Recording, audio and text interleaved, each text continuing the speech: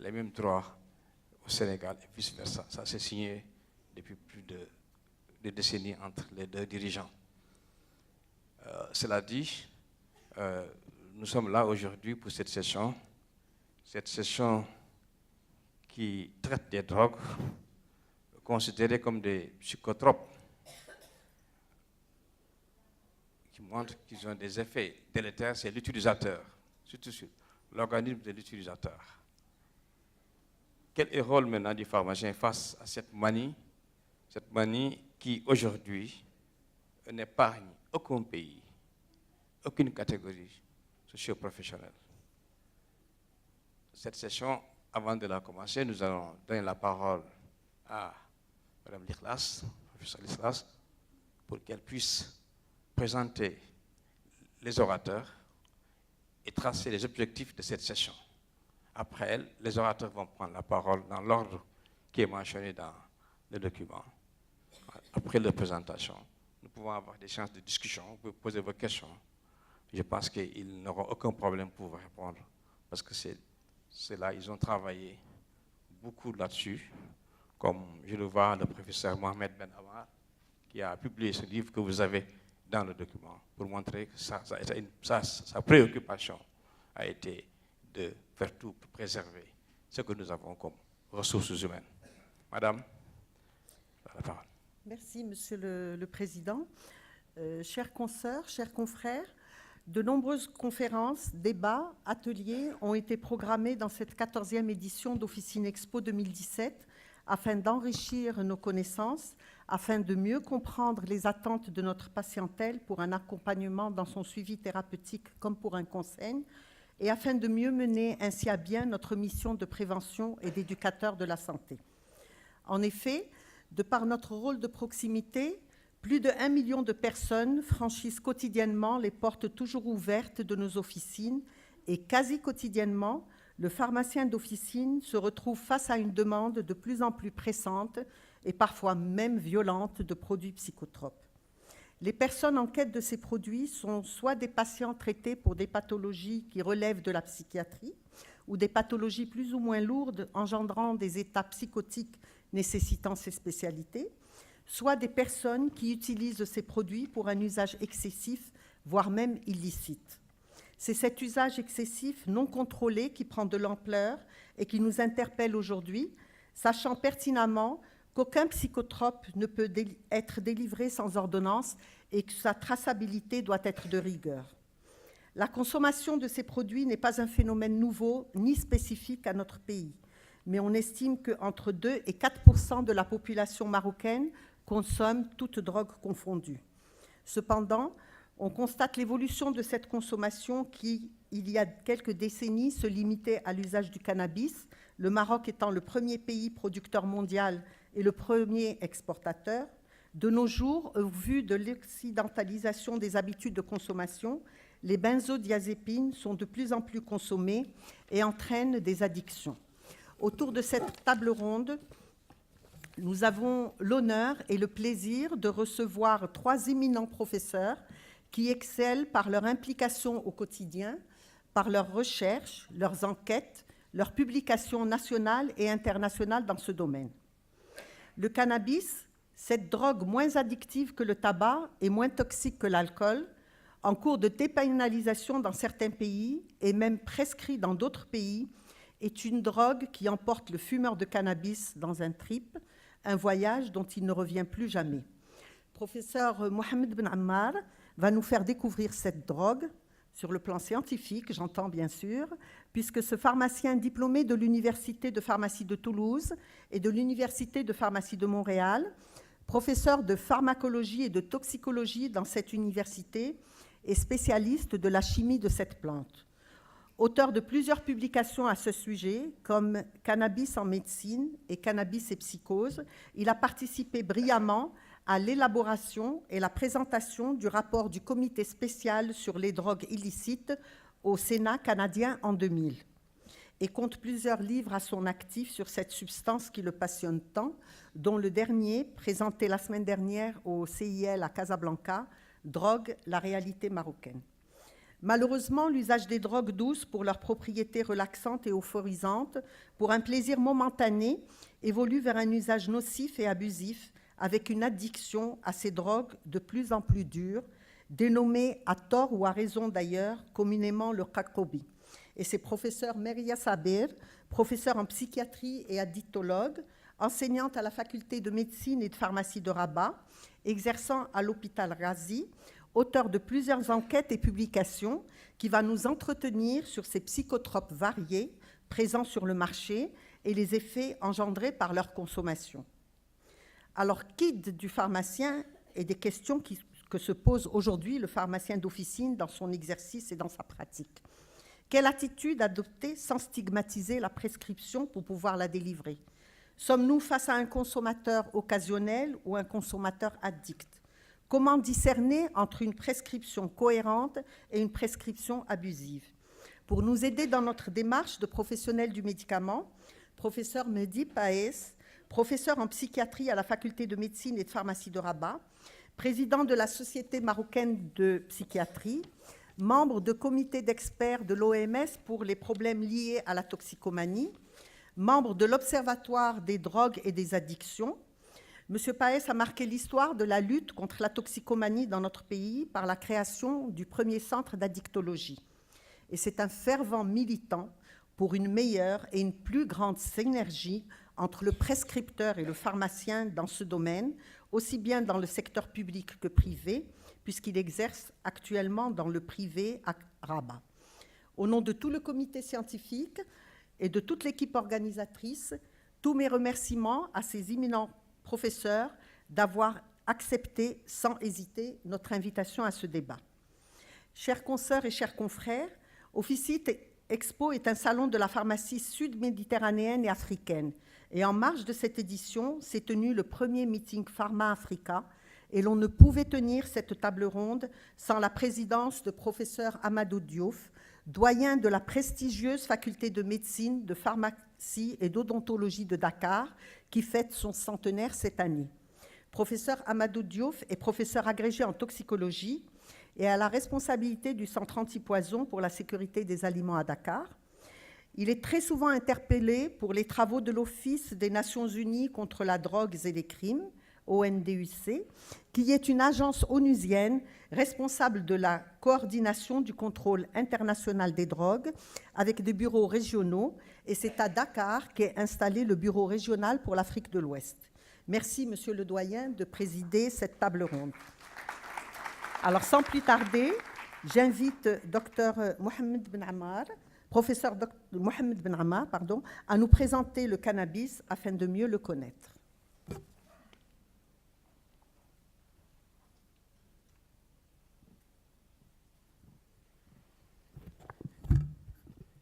Merci, Madame la coprésidente.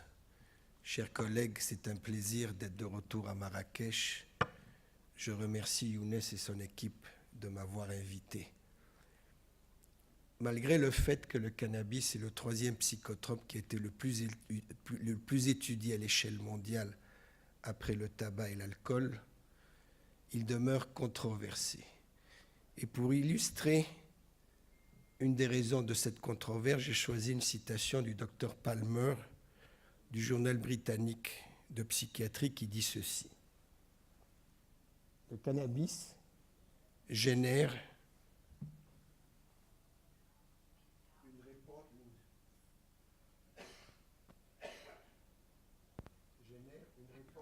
publique forte.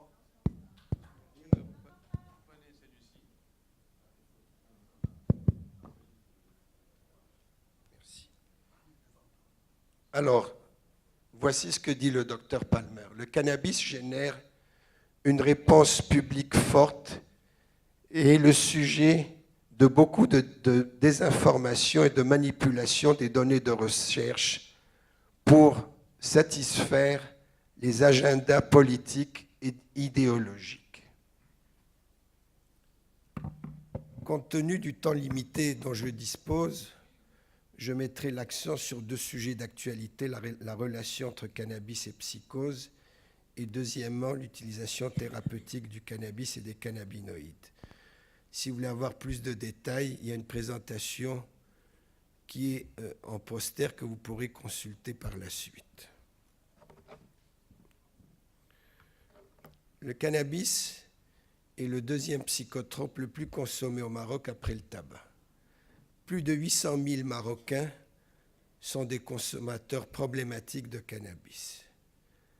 Plus de 700 produits connus ont été identifiés, dont environ une centaine qui sont des cannabinoïdes.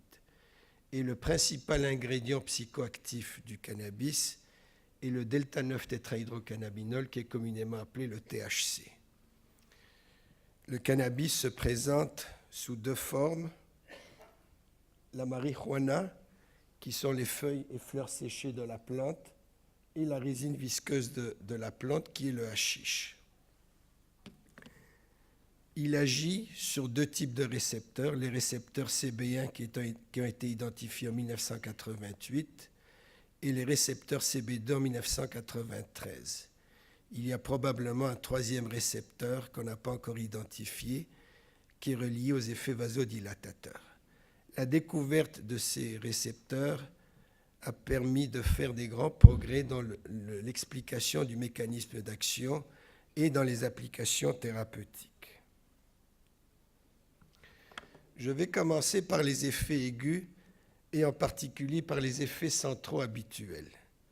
Il y a deux phases qui caractérisent les effets centraux du cannabis. La première phase agréable, qu'on appelle en anglais le high, qui est caractérisée par l'euphorie et les symptômes associés, donc la sensation de bien-être et de satisfaction, l'impression de calme et de relaxation, l'augmentation de la confiance en soi, la loquacité, la gaieté, qui peut aller jusqu'à l'hilarité, la sociabilité, l'insouciance, l'altération de la perception du temps. Pour certaines personnes, le temps passe plus vite, pour d'autres moins vite, l'altération de la perception de l'espace et de l'image de soi, l'accentuation des perceptions sensorielles et les pensées magiques, c'est-à-dire l'impression erronée de pouvoir s'acquitter plus facilement de certaines tâches complexes.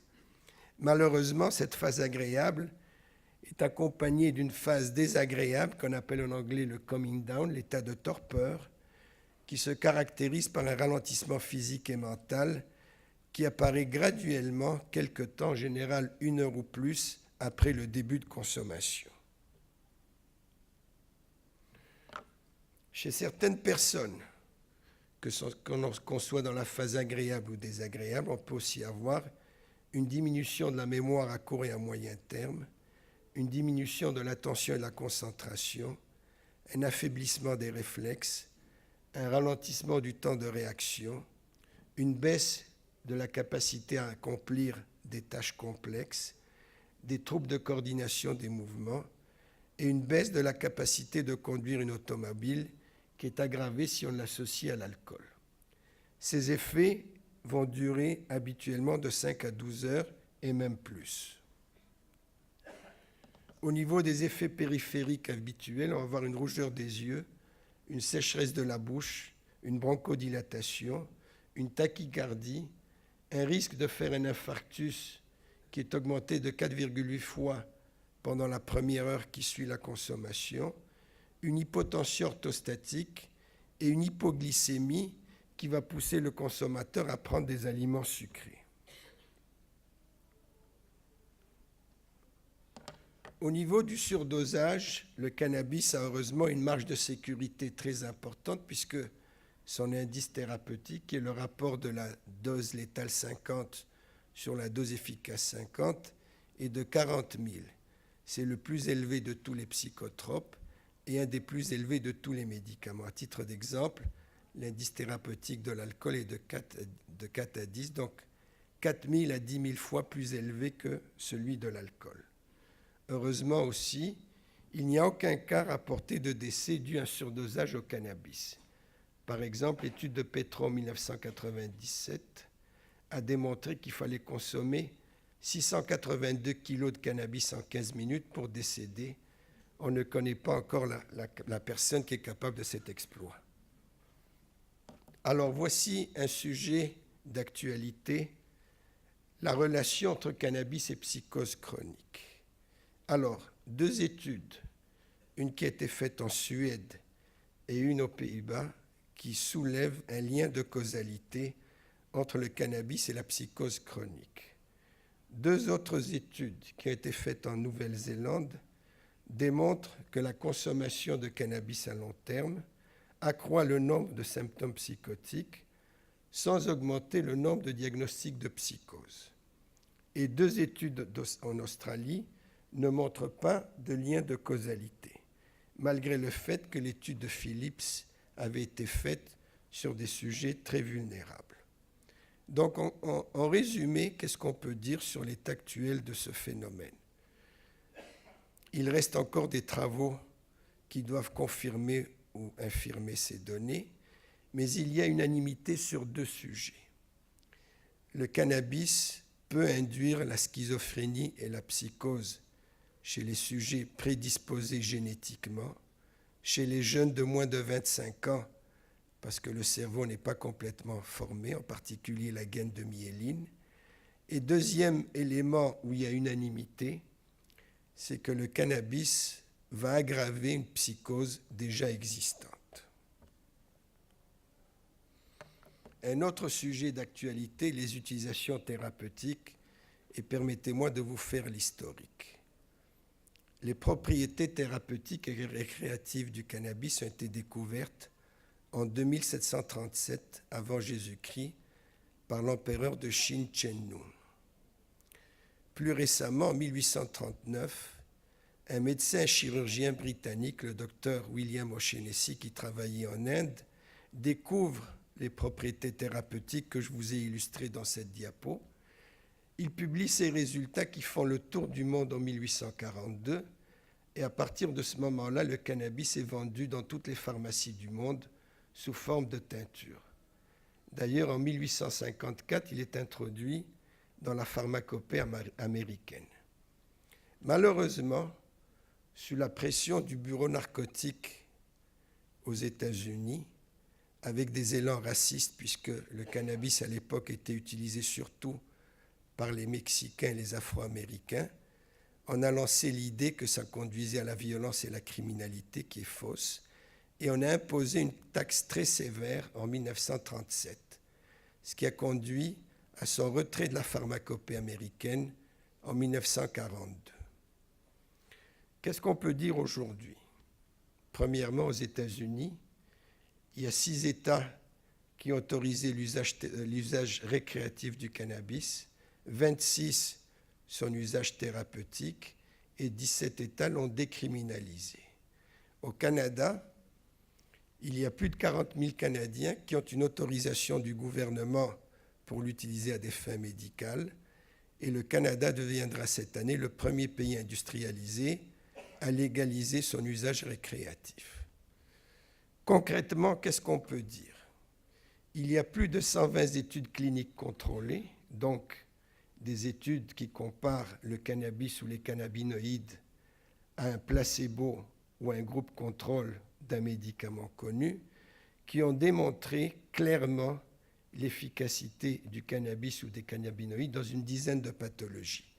En particulier, la stimulation de l'appétit dans les états de cachexie chez les personnes qui souffrent de sida et de cancer, comme effet antiémétique lors de la chimiothérapie cancéreuse, puisque ça lutte contre les nausées et les vomissements, un effet analgésique certain dans les douleurs post-opératoires, menstruelles, cancéreuses, chroniques, un effet antispasmodique et relaxant musculaire dans le traitement de la sclérose en plaques et les lésions de la moelle épinière, le soulagement du syndrome de la Tourette qui se caractérise par des tics moteurs et verbaux, un effet anticonvulsivant certain.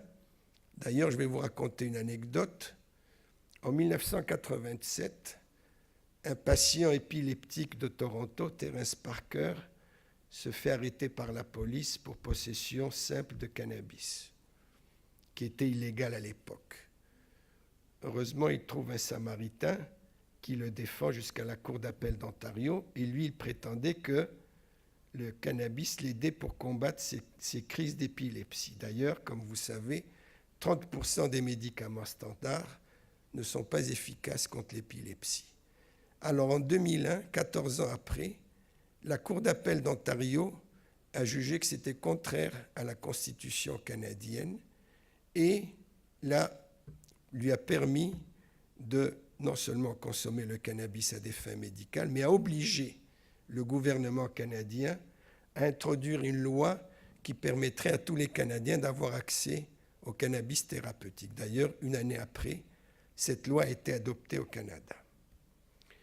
Le cannabis aussi a des effets antiglaucomateux puisqu'il diminue la pression intraoculaire, mais malheureusement, ces effets sont de courte durée et il y a des médicaments plus efficaces pour cette thérapie-là. Et finalement, il est utile pour traiter le sevrage à certains psychotropes, en particulier à l'alcool, à la cocaïne et aux opiacés. Voici un exemple qui illustre, c'est une publication des Annales de neurologie de 83, qui vous montre l'écriture à la main, donc ce patient-là s'appelait Gary, et les tremblements de la tête avant et 90 minutes après ingestion de 5 mg de THC oral chez un patient qui était atteint de sclérose en plaques. Donc vous voyez que après 5 mg de THC, le patient est capable d'écrire plus facilement son prénom, il est capable de tracer des cercles beaucoup plus facilement, et vous voyez que les tremblements de la tête ont complètement disparu après la prise de 5 mg de THC.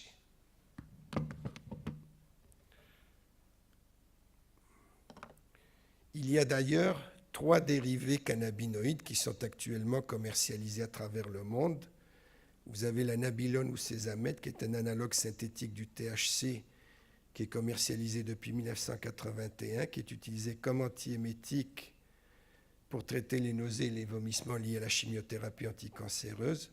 Le dronabinol ou marinol, qui est du THC synthétique, qui est commercialisé depuis 1995, qui est un antiémétique et un stimulant de l'appétit chez les personnes atteintes de sida et de cancer. Et finalement, le mélange THC-cannabidiol, commercialisé sous le nom de Sativex en 2005. Et d'ailleurs, le Canada était le premier pays du monde à autoriser sa commercialisation. Il est actuellement utilisé pour soulager la douleur neuropathique de la sclérose en plaques. En conclusion, on peut dire que le cannabis est effectivement une substance controversée qui est objet de préjugés.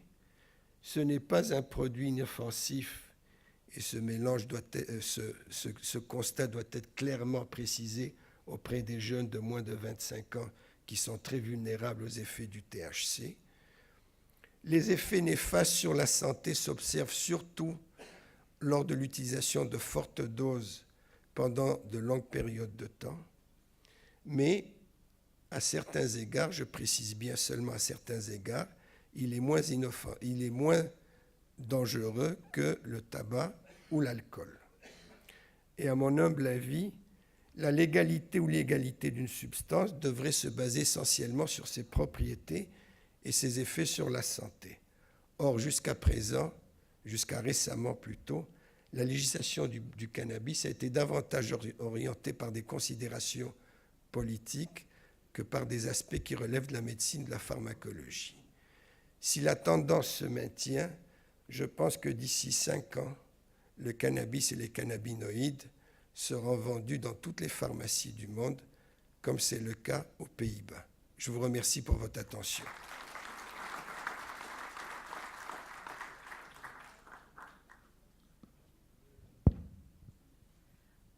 Merci, professeur Benamar.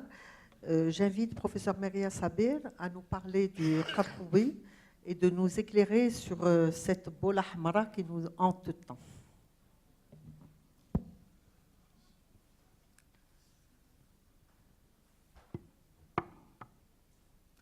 Merci, Madame la coprésidente. Avant de commencer, je voudrais tout d'abord remercier Madame Ikhlas et professeur Ben Ammar pour leur invitation. Je suis extrêmement honorée d'être ici aujourd'hui parmi vous et d'autant plus de la présence de mon maître, professeur Mehdi Payes, et de pouvoir parler justement d'un sujet qui me tient à cœur, c'est le sujet du Qarqobi.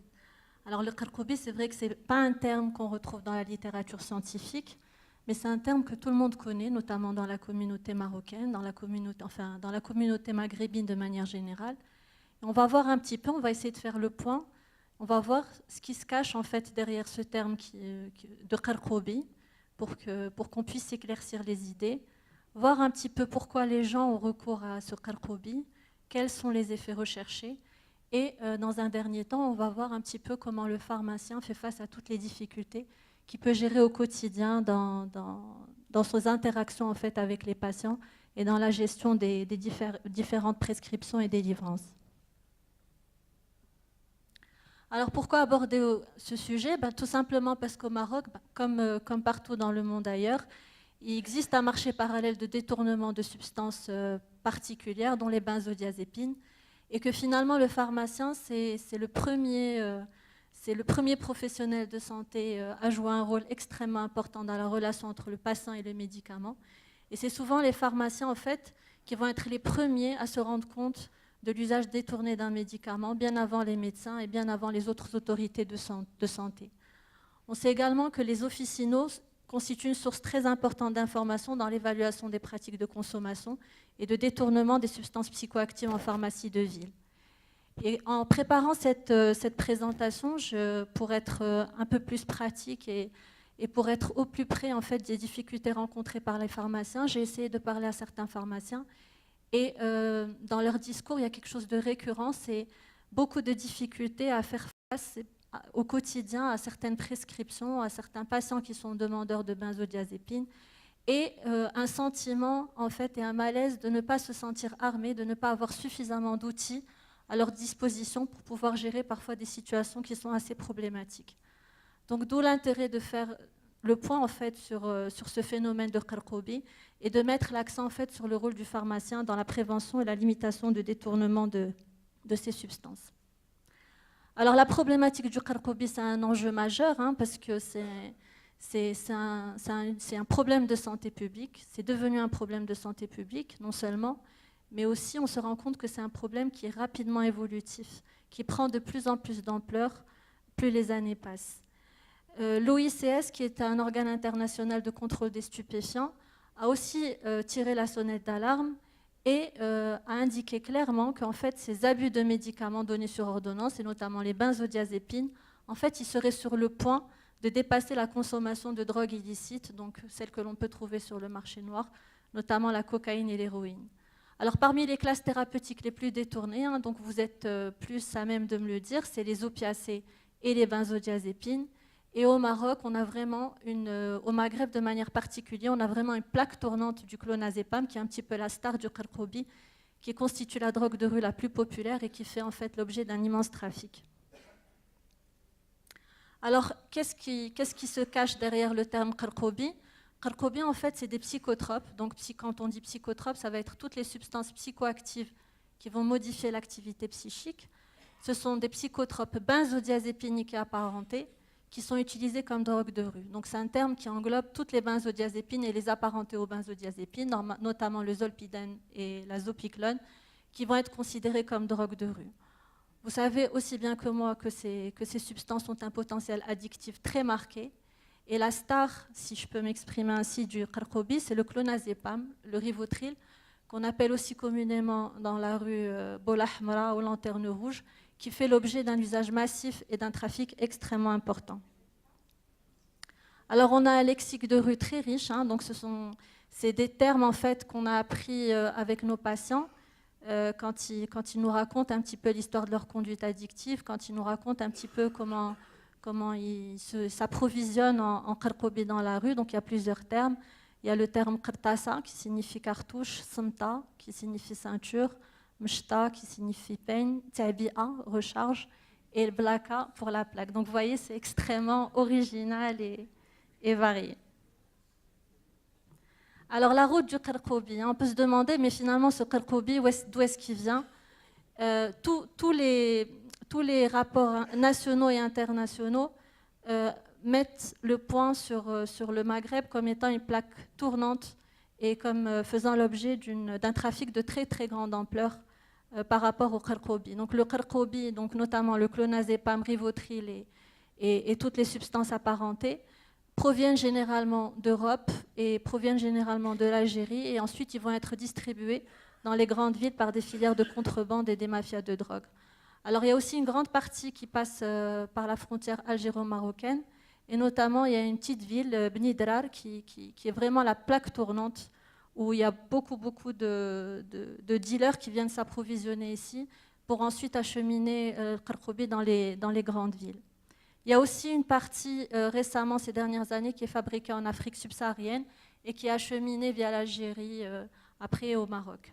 Donc finalement, pourquoi tout ça? Parce que c'est un commerce extrêmement lucratif qui apporte beaucoup d'argent. Quand on sait que, par exemple, une boîte de rivotril en France, elle coûte à peu près, si ma mémoire est bonne, 1,96 €, elle peut être vendue jusqu'à 50 €.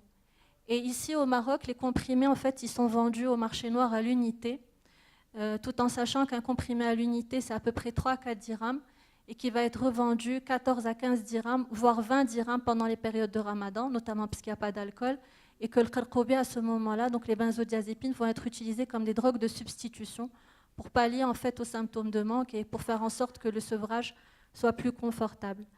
Et il y a aussi le prix augmente aussi fortement pendant les campagnes de sensibilisation, puisqu'on sait que ces dernières années, il y a un certain nombre d'associations, notamment l'association Non au Qarqobi, en fait, qui organise régulièrement des campagnes de sensibilisation pour lutter contre ce phénomène.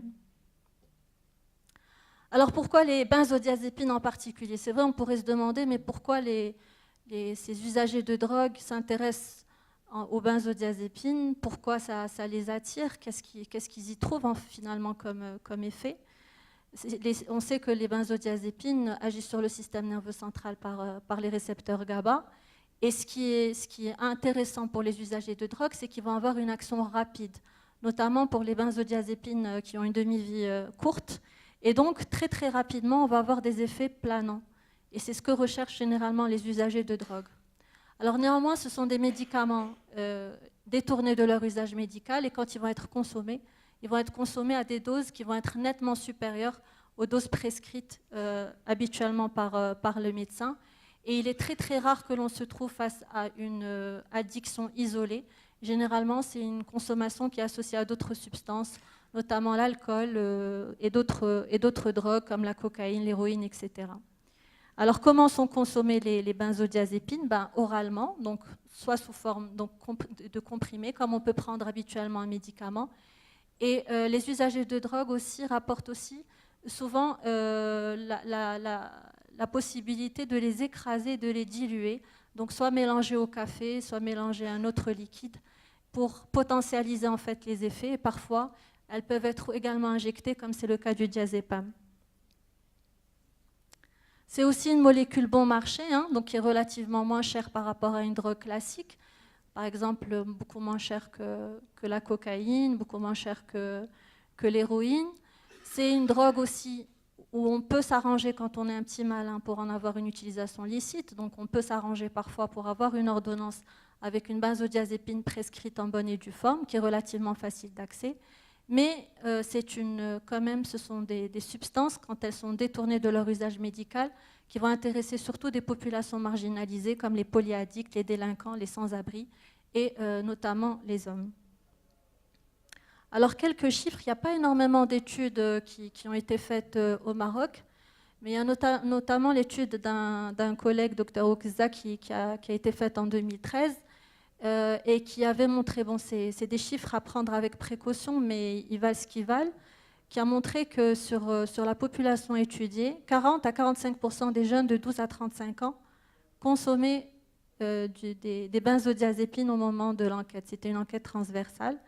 À la prison pour mineurs de Casa, 80% des jeunes emprisonnés avaient commis des actes de délinquance sous l'effet des benzodiazépines. Et on a aussi quand même des chiffres qui interpellent, c'est ceux de la DGSN. de mi-avril 2013 à fin mai 2014, on a saisi près de 500 000 comprimés, donc au niveau des frontières algéro-marocaines, ce qui correspond à un budget de 23 millions de dirhams, ce qui est quand même énorme. Alors, il y a aussi l'enquête Medspad. Alors, Medspad, c'est une enquête de prévalence de l'usage de substances psychoactives en milieu lycéen. C'est une enquête qui est faite à peu près tous les 3 ans. La première enquête a été faite en 2006. C'est une enquête qui permet de constater un petit peu la tendance, comment évolue la consommation de substances psychoactives chez les jeunes au Maroc. Et la dernière, qui a été faite en 2013, a montré que à peu près 4%, que ce soit chez les garçons ou chez les filles, avaient consommé au moins une fois des psychotropes hypnotiques durant leur vie. Et on parle de la tranche d'âge des 15-17 ans. Et quand on parle de la prescription, quand on parle de l'usage de psychotropes hypnotiques, c'est bien évidemment en dehors de toute prescription médicale.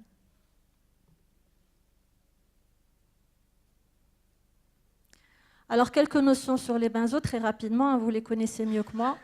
Donc, toutes les benzodiazépines, en fait, elles ont en commun 5 propriétés pharmacologiques. Donc, elles sont anxiolytiques, sédatives, mieux relaxantes, antiépileptiques et amnésiantes. Et finalement, quand c'est des médicaments qui sont bien prescrits, quand on respecte les recommandations, ce sont des médicaments qui apportent énormément d'effets positifs, qui ont vraiment leur place, qui apportent un confort indéniable à certains patients. Maintenant, quand elles sont détournées de leur usage problématique, quand elles sont détournées de leur usage médical, il y a un usage problématique qui s'installe et qui est source de problèmes. Par rapport aux effets secondaires, c'est la sédation, possibilité de confusion et de détresse respiratoire, notamment en cas d'intoxication, des myorelaxations, les chutes, des pharmacodépendances, on verra ce que c'est, et des amnésies. Et en fait, ces benzodiazépines, elles vont être prescrites comme traitement symptomatique de l'anxiété. Je dis bien symptomatique, pas traitement de fond, parce que le traitement de fond de l'anxiété, c'est les antidépresseurs et notamment les IRS. On va les utiliser aussi en cas de manifestation du sevrage alcoolique, dans certains cas de troubles sévères du sommeil, en association avec des mesures de psychothérapie cognitivo-comportementale, le traitement des épilepsies généralisées, notamment pour le clonazepam, et le traitement des contractures musculaires douloureuses. Alors évidemment, toutes les benzodiazépines ne sont pas logées à la même enseigne. Alors il y a certaines benzodiazépines qui sont beaucoup plus prisées par les usagers de drogue que d'autres, et ça va être surtout les benzodiazépines qui vont avoir une demi-vie qui va être assez courte, justement parce qu'on va pouvoir ressentir l'effet planant et l'effet euphorisant qui est recherché par les usagers de drogue. Donc parmi celles qui sont les plus demandées par les usagers de drogue, c'est l'alprazolam avec le Xanax. Il y a aussi le Rivotril et on a aussi l'oxazepam avec le Seresta, le bromazepam avec le Lexomil. Alors les benzodiazépines les plus appréciées par les usagers, c'est celle-ci, l'alprazolam. D'ailleurs, pour ceux d'entre vous qui travaillent en pharmacie d'officine et qui ont déjà eu affaire à des ordonnances frauduleuses ou à des gens qui demandaient des benzodiazépines, c'est souvent les mêmes qu'on retrouve, souvent les mêmes noms commerciaux qu'on retrouve, donc l'alpraz, le clonazepam, le bromazepam avec le Lexomil, le diazépam et le zolpidem avec le Stinox. Alors, il y a une étude Oppidum qui est faite, c'est une étude pharmaco-épidémiologique transversale qui est faite chaque année et c'est une étude un petit peu d'observation des produits psychotropes illicites et qui a déterminé le hit parade entre guillemets des médicaments les plus détournés de leur utilisation médicamenteuse.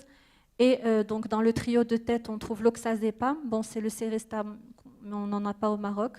Le Valium avec le diazépam et le bromazepam avec le Lexomil.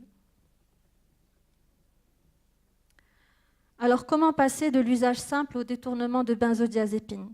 Alors, il est très très important quand on se trouve devant quelqu'un qui consomme des benzodiazépines d'essayer de déterminer de quel type de consommation il s'agit. Évidemment, quelqu'un qui consomme un comprimé une fois par an, par exemple lors d'un voyage en avion parce qu'il est un peu stressé et qu'il a la phobie de l'avion, ce n'est pas comme quelqu'un qui va en consommer tous les jours ou quelqu'un qui va être abuseur.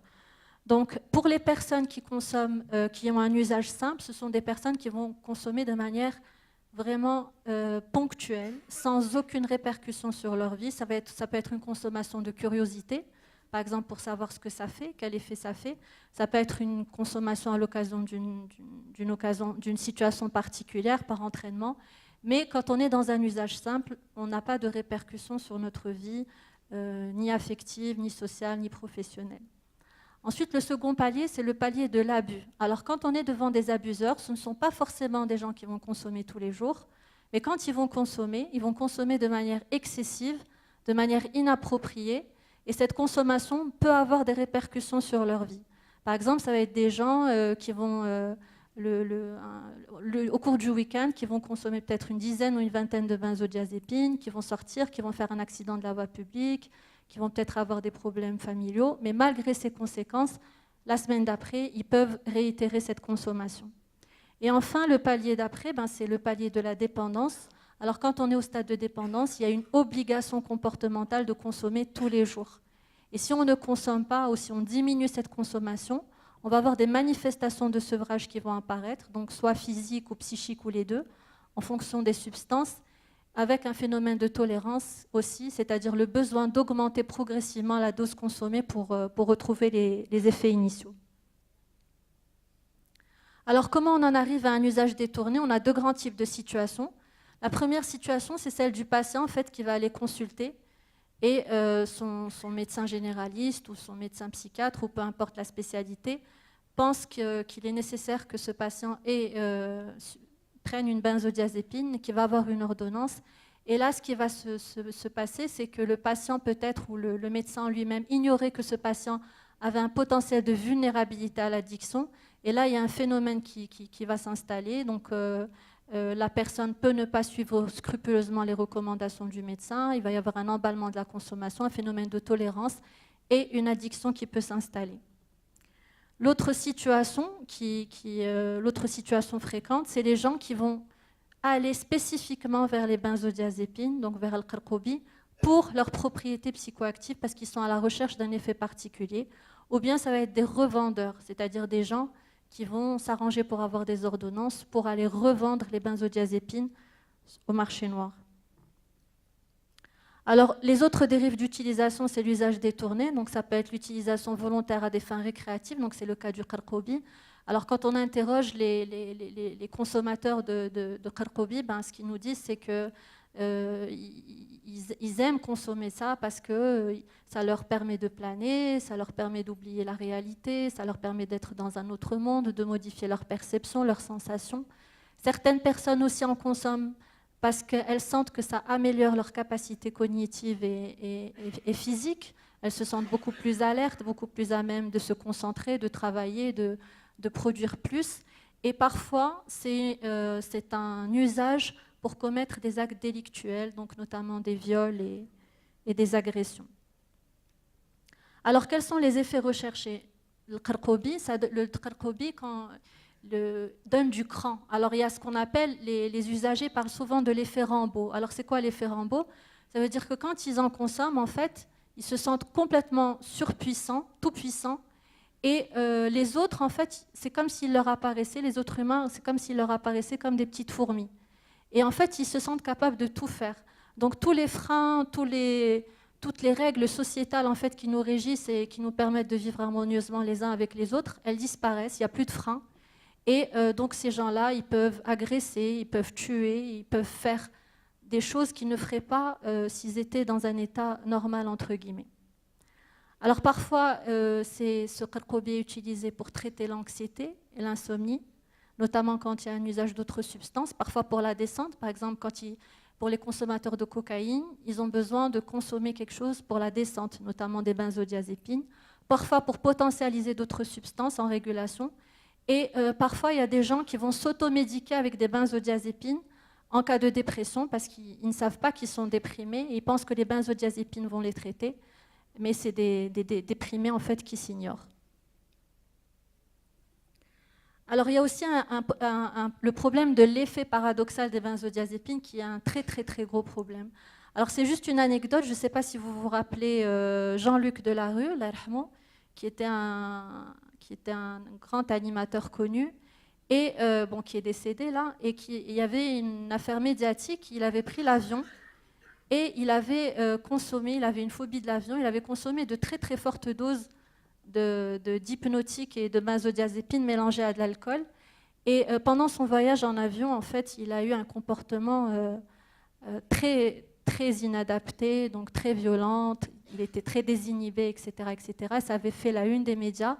Et ensuite, quand on a essayé de savoir ce qui s'était passé, finalement, on s'est rendu compte qu'il avait consommé des benzodiazépines et que ça lui avait procuré cet effet paradoxal. Donc, effectivement, quand on prend une benzodiazépine, si 98% de la salle prend une benzodiazépine, on s'attend à ce que ça nous calme, que ça nous relaxe, qu'il y ait un effet anxiolytique. Mais parfois, dans certaines situations, notamment quand il y a certains troubles de la personnalité, notamment antisocial et limite, on peut avoir un effet inverse, c'est-à-dire que plutôt d'avoir le calme et l'anxiolyse, on va avoir des gens qui vont être extrêmement agités, extrêmement violents, qui deviennent comme une sorte de fauve avec des automutilations possibles, qui peuvent tuer, donc qui peuvent faire un certain nombre de crimes. Et ce sont des individus en fait, qui vont perdre toute notion d'architecture sociale et humaine. Alors la soumission chimique, c'est donner des benzodiazépines de manière sous la menace ou à l'insu de la victime en mélangeant par exemple avec une boisson sans qu'elle soit au courant pour commettre en fait des crimes. Et les molécules les plus incriminées, c'est le clonazepam, zopiclone et le zolpidem.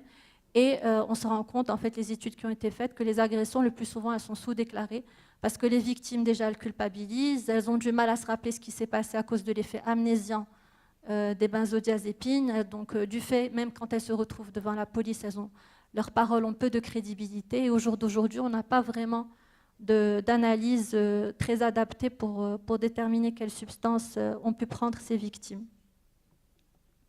Alors, il y a aussi un risque de prescription hors AMM. Donc, c'est le cas du clonazepam, notamment du Rivotril. Normalement, le Rivotril est indiqué dans le traitement de l'épilepsie généralisée, mais il va être prescrit donc, hors AMM, dans d'autres indications, des douleurs, troubles du sommeil, etc. Ce qui peut aussi être un point de départ pour le détournement de ce médicament.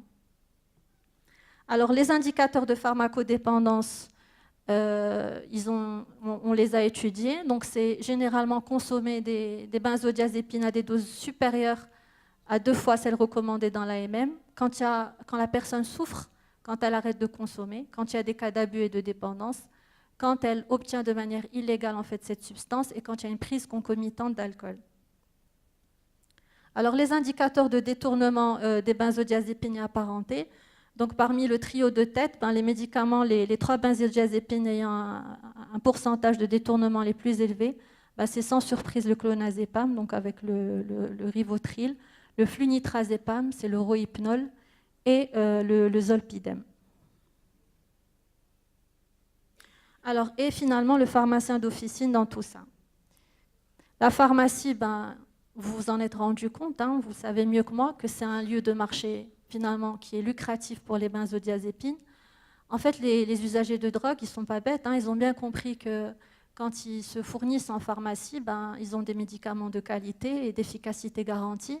Et justement, quand on leur parle, on leur dit, mais finalement, c'est quoi la différence entre les médicaments que vous achetez en pharmacie et ceux que vous achetez au marché noir? Il y a un terme qui revient souvent, ils disent souvent que les médicaments au marché noir, berdine. Berdine, ça signifie qu'ils sont périmés, qui ne procurent pas exactement l'effet escompté. En pharmacie, on obtient aussi des médicaments qui sont avec des coûts moindres que sur le marché illicite. Et puis, pour l'usager de drogue, c'est plus facile d'aller dans une pharmacie, à la sécurité du lieu. Il ne va pas avoir affaire à d'autres trafiquants de drogue, il ne risque pas de croiser la police non plus. Et puis aussi, dans les représentations que se font les usagers de drogue par rapport aux benzodiazépines, elles sont perçues comme comportant moins de risques, notamment pour les maladies à transmission par le sang, comme le VIH et l'hépatite C. Et puis, il y a toujours la possibilité, une fois qu'on a obtenu des benzodiazépines en pharmacie, de pouvoir en fait les échanger contre d'autres drogues dans le marché noir. Alors, comment réagissent en fait les pharmaciens? Leur action et réaction. J'ai eu beaucoup de réactions par rapport à cette question, mais finalement, les réactions, elles se rejoignent un petit peu. Il y a le refus de délivrance, et en fait, il y a beaucoup de pharmaciens qui m'ont dit que l'expérience leur avait montré qu'il valait mieux dire non la première fois, quand on était devant une ordonnance suspecte ou quand on suspectait un détournement de médicaments. Parce que quand on dit oui la première fois, et qu'après on voit que le patient se présente fréquemment, le jour où on va dire non, l'usager de drogue va très très mal accepter, va très mal tolérer, et sa réponse logique sera la menace. Certains pharmaciens prétendent que le médicament n'existe plus en stock. Certains pharmaciens disent que c'est vraiment épuisant sur le plan émotionnel de devoir toujours être méfiant, de devoir toujours faire attention aux ordonnances et à leur exactitude. Certains pharmaciens en veulent aux médecins d'être laxistes, d'être complaisants, donc de faire des ordonnances non justifiées. Il y a aussi certains pharmaciens qui rapportent un dilemme quand il s'agit de dépanner entre guillemets le patient, quand son ordonnance est terminée et que la date de rendez-vous n'est toujours pas arrivée, et c'est souvent le cas. Il y a aussi des patients qui reviennent plutôt pour leur renouvellement ou qui vont demander une avance sur leur prochaine ordonnance. Et tout ça, en fait, ça crée des problèmes relationnels avec les patients, et ce qui fait que le pharmacien se trouve dans une situation d'impuissance et souvent il est très très mal à l'aise lors de la délivrance. Donc c'est une situation très délicate pour le pharmacien qui doit trouver un équilibre entre la législation. Ces dernières années, on a vu qu'il y avait beaucoup d'affaires qui incriminaient les pharmaciens, donc ils doivent faire attention, ils doivent être dans le respect de la législation. Ils doivent trouver aussi un équilibre entre une situation de dépendance du patient, parce que parfois ils vont avoir devant eux des patients qui vont être en état de manque, qui vont être malades et ils ont quand même envie de les aider. Et puis le fait de devoir user d'être diplomate pour ne pas qu'il y ait de nomadisme médical et que ce soit un patient qui aille de pharmacie en pharmacie et de médecin en médecin. Alors, quelques origines à ces problèmes, c'est peut-être une insuffisance de formation des étudiants en pharmacie et des pharmaciens par rapport à toutes les problématiques de pharmacodépendance. Il y a aussi des difficultés qui sont liées en fait à la structure elle-même de l'officine. L'officine n'est pas un lieu où on peut parler en toute confidentialité, donc on attend son tour, les comptoirs généralement sont les uns à côté des autres, donc ça ne favorise pas forcément l'échange, ça ne favorise pas forcément la confidentialité. Et puis il y a une nécessité aussi de respecter une réglementation qui est assez rigoureuse et complexe en matière de psychotropes. Alors, quelle gestion au quotidien dans une pharmacie d'officine? Donc, il y a plusieurs types d'individus qui peuvent se présenter. Et on a pu identifier globalement 3 types d'individus. On a le patient légitime qui n'est pas pressé. Donc, c'est le patient qui a son ordonnance en bonne et due forme, qui n'est pas pressé, qui collabore, qui donne ses papiers d'identité, etc. Il y a l'usager de benzodiazépines qui est dépendant. Donc là, on a des présentations qui peuvent être diverses et trompeuses. Ce n'est pas forcément la personne marginalisée, délinquante, mal habillée, etc. Donc ça peut être quelqu'un qui va insister lourdement pour obtenir un produit à l'exclusion de produits de remplacement, c'est-à-dire même quand le pharmacien va proposer autre chose, qui va parfois avoir des réactions inappropriées, qui va parfois être agité, qui va pleurer, etc. Et le 3e type de personne, ça va être le revendeur de benzo, dont l'intention est de les échanger contre de l'argent. Donc là, c'est quelqu'un qui va visiter plusieurs prescripteurs, qui va voyager de ville en ville, qui va faire le tour des pharmacies. Et généralement, le profil, c'est un homme ou une femme entre 20 et 40 ans qui est bien habillé et propre sur lui. Alors, les caractéristiques d'un usager qui abuse de médicaments d'ordonnance et qui éprouve une dépendance chimique, donc il y a certains symptômes que vous pouvez reconnaître quand vous vous retrouvez devant un patient.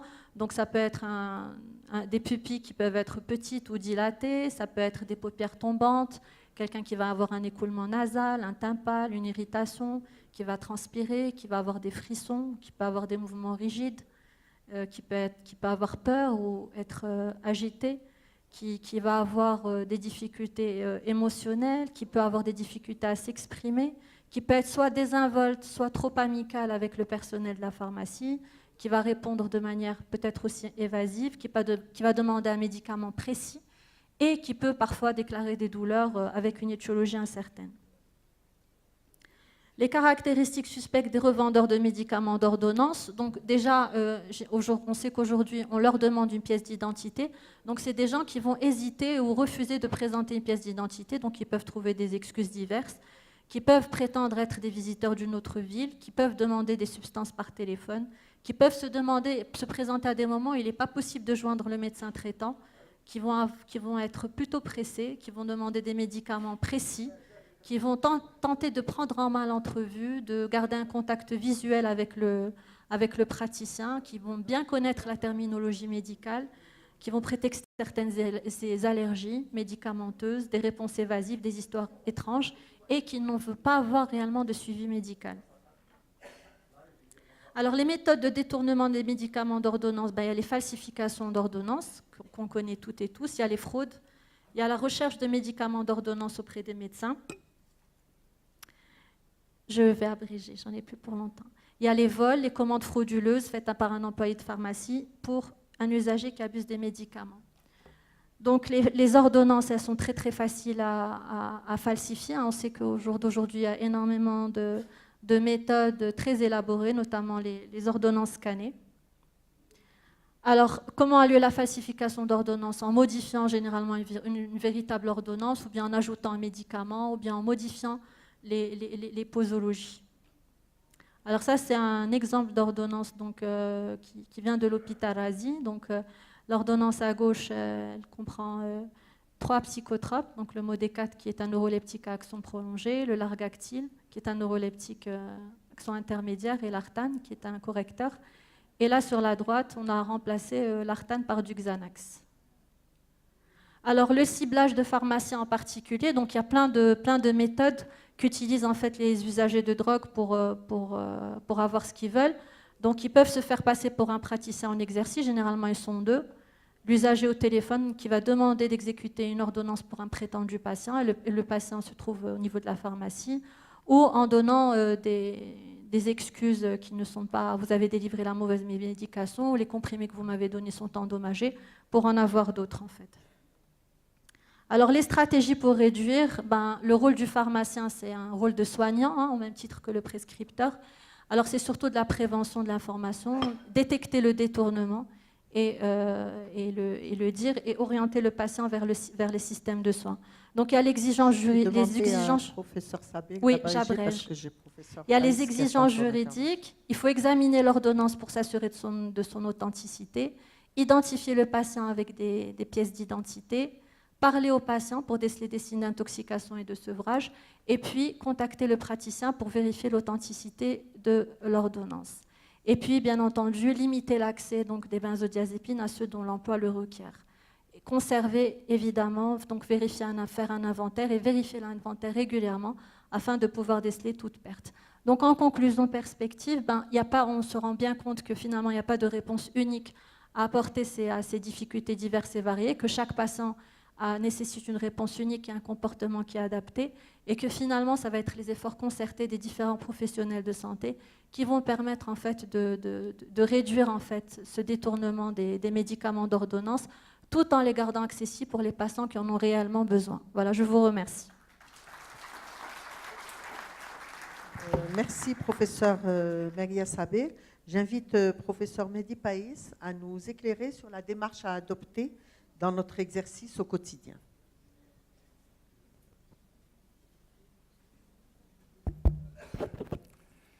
Bien, merci Madame la Présidente. C'est mon tour de remercier les organisateurs de cette importante manifestation d'avoir bien voulu m'inviter.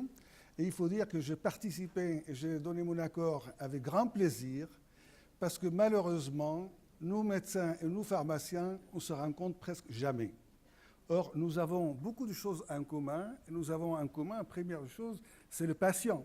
Alors, si nos synergies puissent aller dans le même sens, ça serait que dans le bénéfice du patient.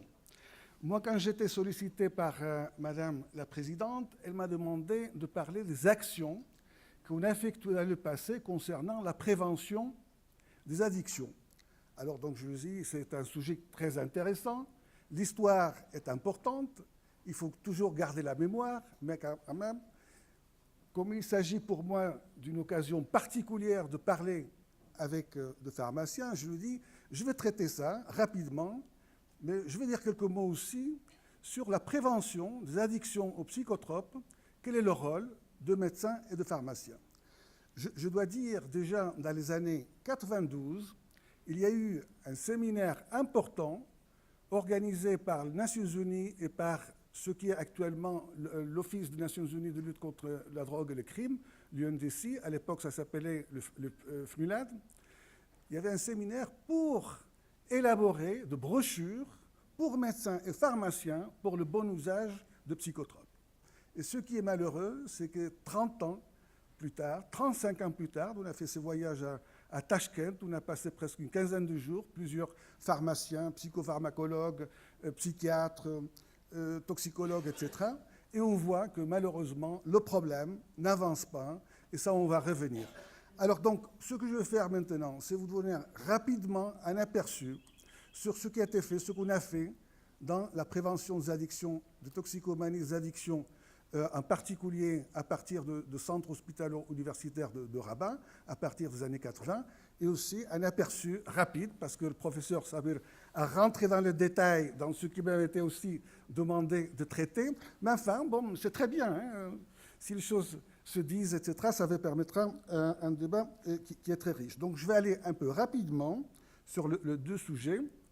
Alors, vous savez, moi, j'ai été en France dans les années 70, et vous savez, à l'époque, les idées, le mode voyageait lentement. Le fléau, le problème de toxicomanie a commencé, comme vous savez très bien, aux États-Unis dans les années 60.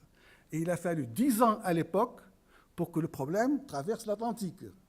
C'était dans les années 70. Vous savez que maintenant, le problème, dès qu'il survienne, il se transporte avec le moyen actuel de communication du jour au lendemain. Donc, dans les années 70, j'étais donc confronté à une problématique particulière et je me suis intéressé, donc j'étais au centre hospitalier universitaire de psychiatrie de Bordeaux, où il y avait une unité particulière qui a été créée en addictologie pour faire face à ce type de problème qui était nouveau. Alors, quand je suis rentré au Maroc, après avoir passé l'assistanat en psychiatrie dans les années, fin des années 70, je me suis dit, bon, au Maroc, nous avons nos drogues nationales, qui étaient le cannabis, mais le cannabis n'avait rien à voir avec le ravage qui provoquait d'autres drogues. Donc, mais je me suis dit quand même, il vaut mieux faire des choses avant que le problème devienne très grave. Et c'est à ce moment-là, étant donné mes activités personnelles scientifiques, comme j'avais travaillé dans ces domaines de toxicomanie, j'étais vite associé à différents organismes internationaux, officiels et non officiels, et en particulier avec l'Organisation mondiale de la santé, avec le Programme des Nations Unies de lutte contre la drogue, mais aussi avec d'autres institutions non gouvernementales dont l'objectif était la prévention des toxicomanies.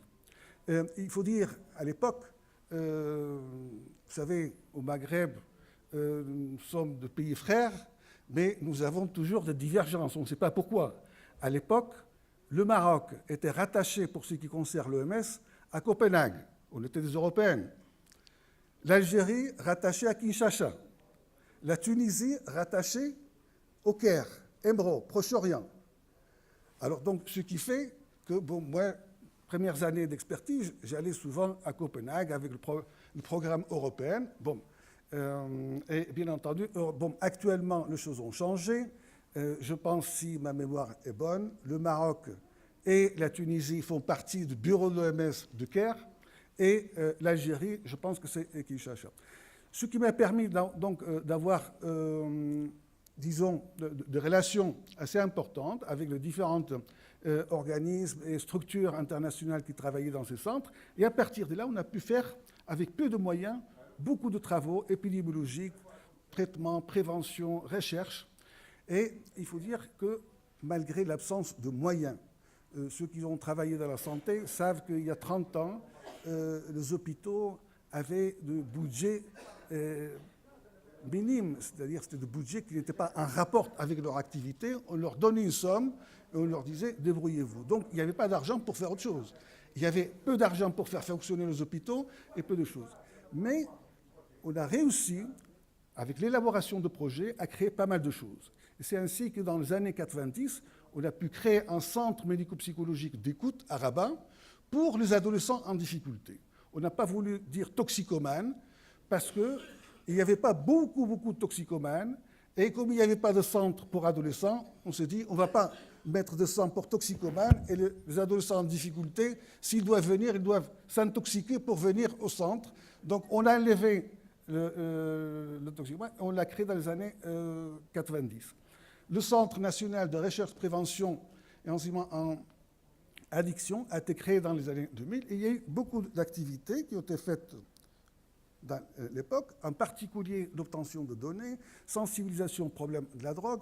Et il y a, disons, une sensibilisation au niveau, donc, niveau académique, à la faculté de médecine, dans les hôpitaux, au ministère de la Santé, mais aussi au niveau des attitudes un peu de différents ministères qui voyaient la drogue comme quelque chose qui était plutôt un péché ou quelque chose d'immoral ou quelque chose qui était davantage en rapport avec la religion ou la morale qu'avec la médecine.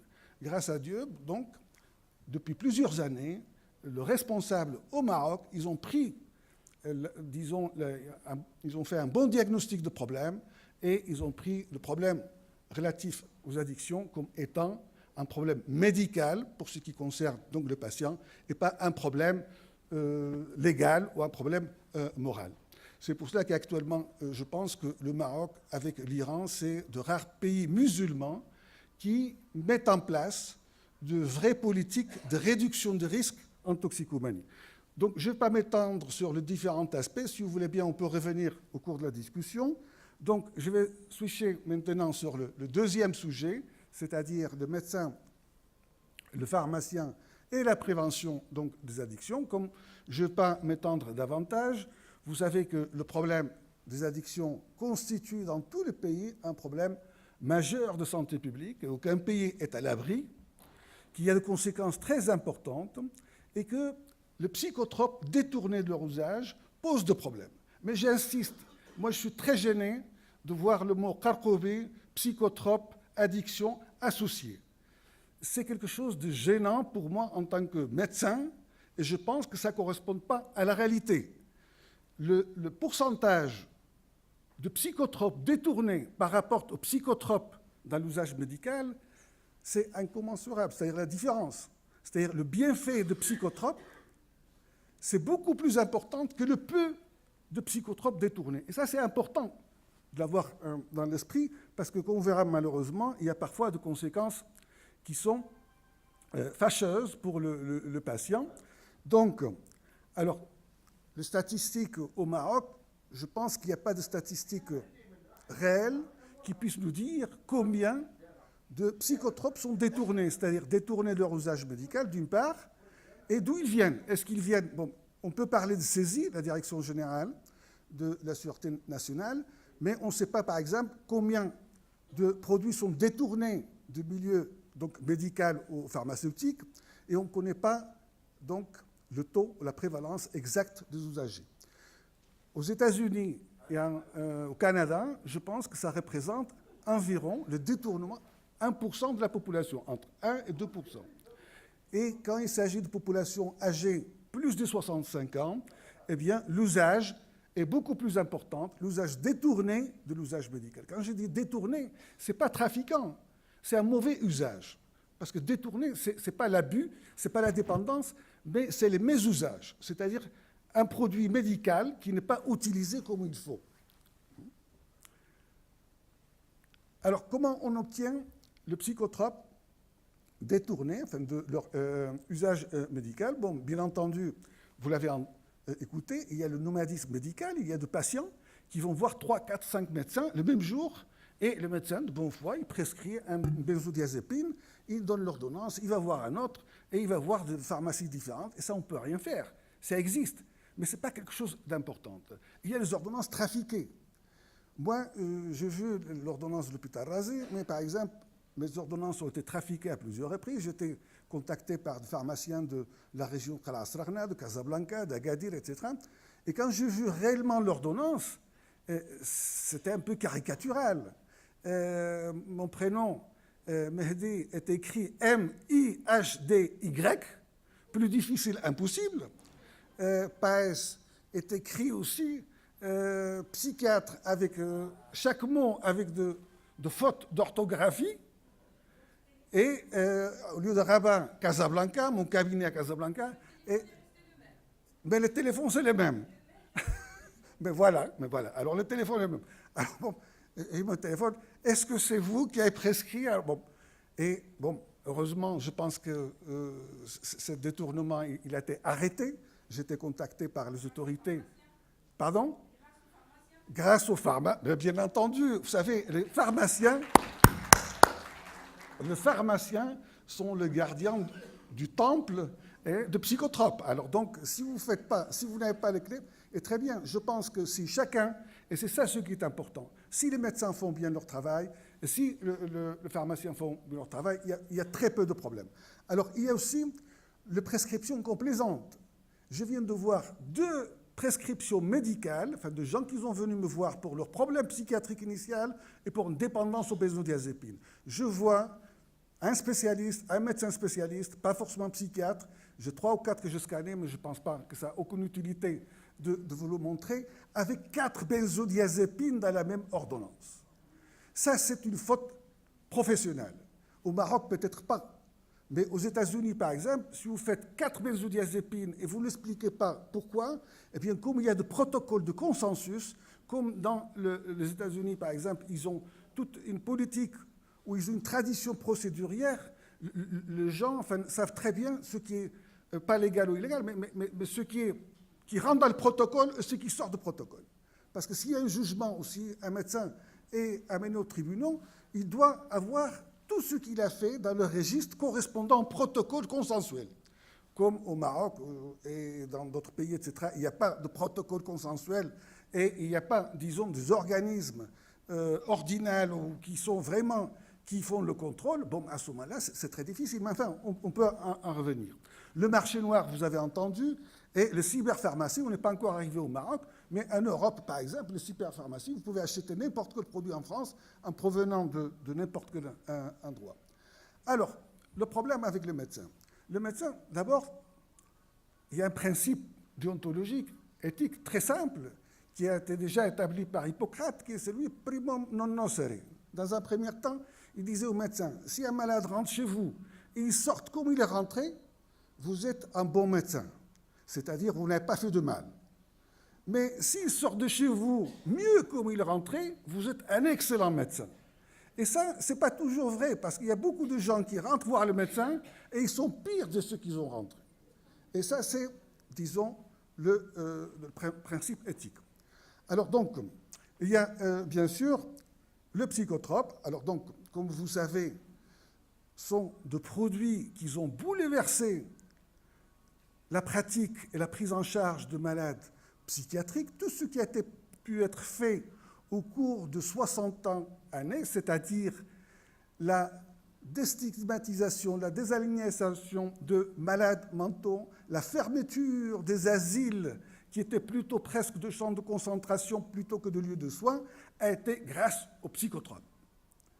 Et ce qu'il faut dire aussi, que la plupart de psychotropes ne posent pas de problème. Comme vous savez, les psychotropes sont le thymorégulateur, antidépresseur, neuroleptique, tranquillisant anxiolytique et le somnifère hypnotique. Alors, de tous ces produits-là, seulement, comme vous avez entendu, comme a dit le professeur Saber, c'est surtout les anxiolytiques, les hypnotiques qui peuvent entraîner quelqu'un entre.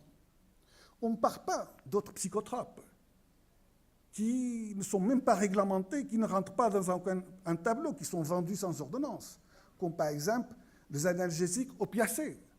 Je vois dans ma consultation des gens qui prennent 30, 40, 60, 4 ou 5 boîtes de Cody, je ne sais pas quoi, enfin de Nyon, je ne sais pas quoi. Enfin, et ça, le pharmacie le vendent comme si c'était des petits pains. Or, il y a des gens qui consomment de doses importantes, et à mon avis, ça représente un danger aussi important que les autres psychotropes. Alors, vous savez, or, pourtant, les règles sont bien simples.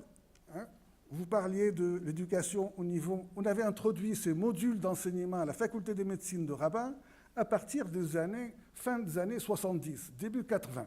C'est-à-dire, dans la prescription de psychotropes, on avait insisté pour que le psychotrope, comme d'ailleurs n'importe quel médicament, vous savez, et non seulement les médicaments, n'importe quel produit, parce que il y a une question, parce que comme il y a beaucoup de désinformation, beaucoup d'émissions de radio contradictoires, beaucoup d'avis de pharmaciens contradictoires, ils viennent vous dire, mais docteur, vous m'avez prescrit une drogue? Enfin, quelqu'un schizophrène, depuis 3 ans, sans traitement, ils viennent et vous allez changer la qualité de vie de malade et de sa famille, il vous dit, mais vous allez lui prescrire une drogue, c'est une drogue? Je dis, pourquoi? Mais le pharmacien, le médecin, le cousin qui est marié avec... Donc, si vous voulez, ça c'est important donc, de savoir que le psychotrope a un rôle important dans la pratique médicale, qui en général, les conséquences sont positives. Alors, première des indications, première de pas, enfin pour une bonne prescription de psychotrope, c'est l'indication appropriée. Comme vous savez très bien, l'acte médical, qu'il soit psychiatrie, médecine générale, demande une évaluation importante de la problématique du patient. Plus on passe du temps avec le patient, mieux on fait le diagnostic. Mieux on comprend le problème du patient, mieux on peut donner un remède. Moins de temps on passe avec le patient, plus de prescriptions on doit donner. Parce que je dis, mais qu'est-ce qu'il est? Il est schizophrène, il est déprimé ou il est anxieux?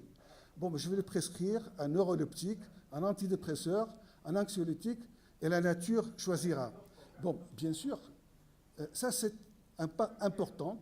On doit traiter la personne, pas parce qu'un sujet dit qu'il n'arrive pas à dormir, ou parce qu'il est nerveux, ou parce qu'on va lui donner telle chose ou telle chose. Il faut éviter, c'est ça qu'on dit aux médecins, on traite le malade, on ne traite pas le symptôme. Et pour traiter le malade, il faut donner une indication appropriée. Cette indication doit répondre à la problématique essentielle du patient. Ensuite, il y a le choix de psychotrope. Un sujet qui se réveille, par exemple, à 3 heures du matin, qui n'a pas de problème organique, et qui est à une humeur un peu maussade, qui est un peu déprimé, etc., eh bien, un psychiatre de première année donc de formation, on lui a appris que souvent, cette insomnie de réveil petit matin ou de milieu de la nuit, c'est la signature de la dépression. Alors pourquoi? Je vais lui prescrire un anxiolytique ou un antidépresseur? Si j'ai prescrit un anxiolytique, il va continuer à être déprimé, donc l'insomnie ne va pas se rétablir, et il va continuer avec sa maladie, plus il va être dépendant aux anxiolytiques.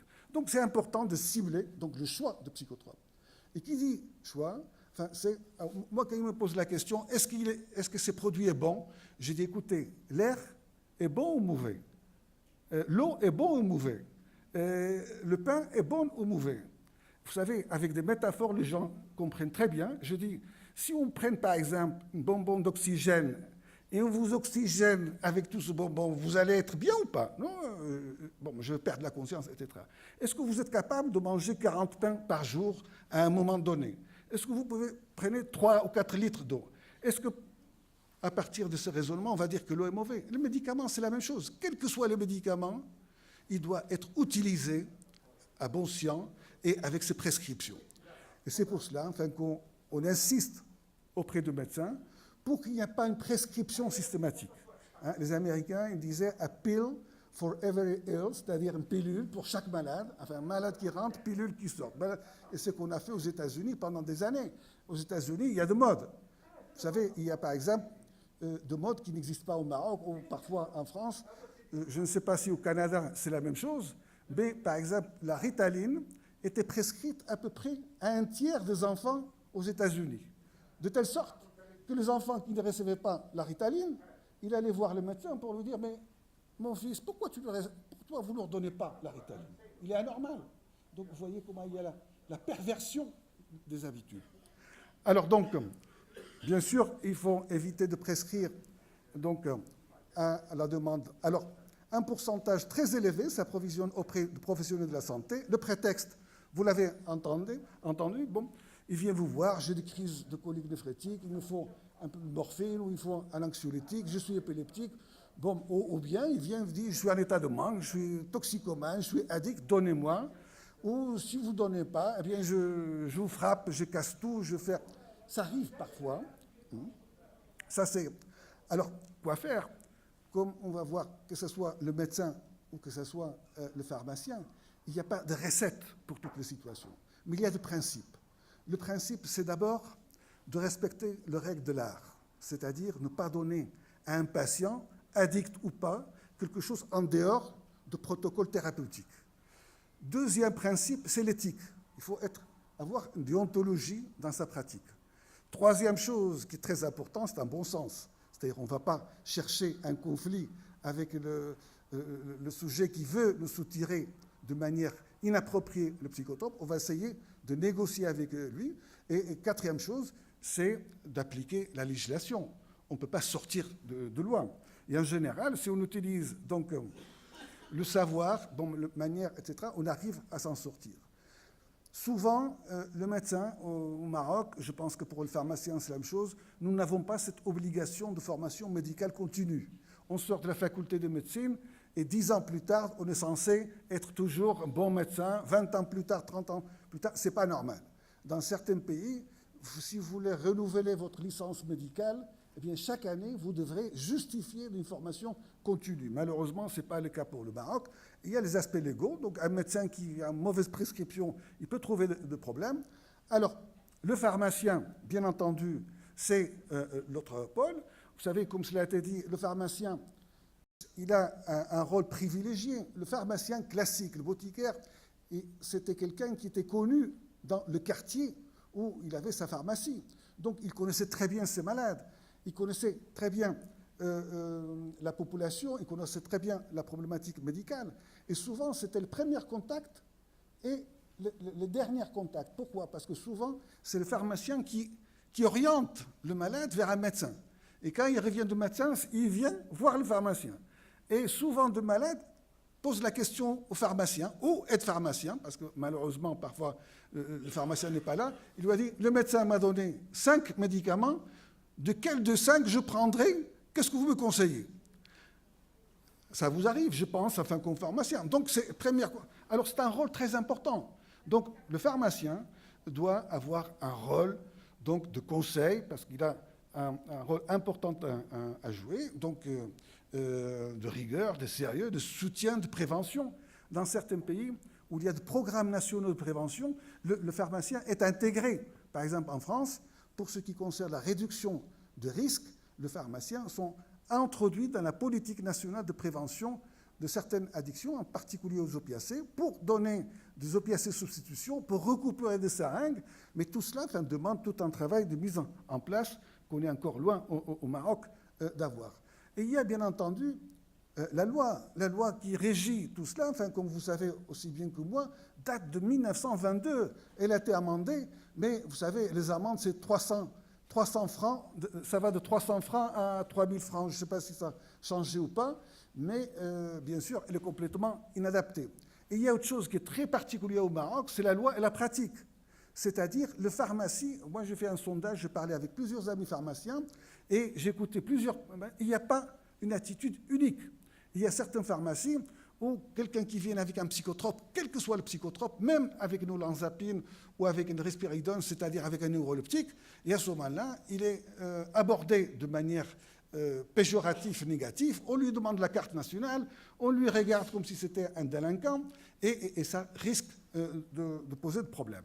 Bien entendu, les attitudes des officines sont très variées, et il y a certaines régions du Maroc où j'ai des patients qui arrivent, est-ce qu'ils disent la vérité ou pas, mais c'est un fait réel, ils vous disent tous ces médicaments-là qui ont été cités par le professeur Sabir, eh bien, on l'obtient facilement dans la pharmacie. Et il y a d'autres pharmacies, vous allez demander un antidépresseur et vous apparaissez comme si vous étiez un criminel de premier degré. Alors, ce qui fait que je pense qu'il devrait y avoir une certaine cohérence. Alors, la relation médecin-pharmacien-toxicomane doit être positive. J'insiste beaucoup parce que, à côté de ce problème de psychotropes détournés qui est mineur, il y a un problème majeur qui est la stigmatisation de malades mentaux dans nos pharmacies. Je dis, j'exagère. Je sais que dans la plupart des pharmacies, ça ne se fait pas comme ça. Mais je pense qu'il risque d'avoir des problèmes légaux. Parce que, vous savez, c'est comme si un diabétique qui n'a pas voulu se soigner et qu'on leur donne de l'insuline, etc., et qui va voir le je dis pharmacien, souvent ce n'est pas le pharmacien, c'est le vendeur de pharmacie ou l'aide pharmacien qui lui dit « Ah, ne le prenez pas ». Mais il engage sa responsabilité. Un aide pharmacien ou un pharmacien qui a une attitude, disons, très négatif vis-à-vis d'un patient qui n'est pas toxicomane, qui est un schizophrène ou un psychotique ou un paranoïaque ou un déprimé, je pense que ces gens-là, ils sont déjà un malheur psychologique. S'ils vont dans une pharmacie, ils doivent être accueillis avec beaucoup de tact et beaucoup de soutien moral et leur donner leur traitement. Mais pas en plus rentrer à la pharmacie. Certains ils sortent en courant parce que quand on lui demande la carte nationale pour un antidépresseur, et je pense que c'est important qu'ils puissent avoir un peu d'ordre dans tout ce problème parce que c'est disons, la pratique quotidienne. Et ils risquent donc d'avoir. Alors, donc, je pense que je termine par là, parce que de conclusion, ce n'est pas la peine. Donc, je pense qu'on vous a intoxiqué d'abord avec le cannabis, après avec le carcovin, après avec la responsabilité. Je pense que on est à votre disposition donc, pour aborder ce qui a été dit et ce qui n'a pas été dit. Et si vous avez des questions, on est à votre service.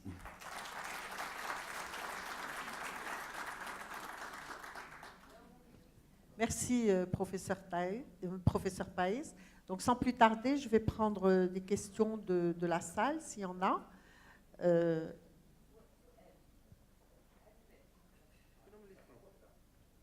prends 4 questions. Alors, j'ai 5 questions. Madame? Oui.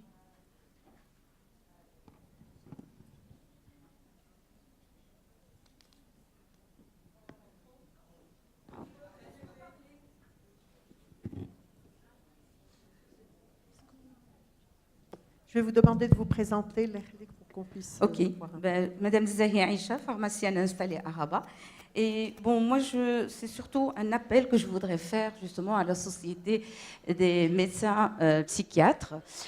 Justement, cette année, c'est l'année justement de l'OMS, c'est dépression, parlons-en.